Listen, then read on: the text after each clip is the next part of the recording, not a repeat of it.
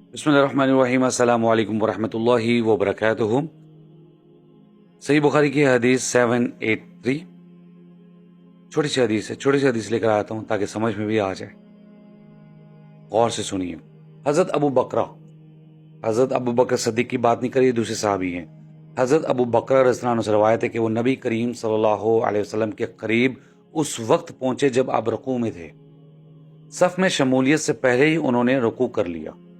پھر جب نبی صلی اللہ علیہ وسلم سے یہ ماجرا بیان کیا تو آپ صلی اللہ علیہ وسلم نے فرمایا، اللہ تعالیٰ تمہارے شوق کو مزید ترقی دے، آئندہ ایسا مت کرنا۔ جی ناظرین، اس حدیث سے معلوم ہوا کہ دیر سے جماعت میں شامل ہونے والے کو چاہیے کہ وہ جس حالت میں امام کو پائے اسی حالت کو اختیار کر کے امام کے ساتھ شامل ہو جائے۔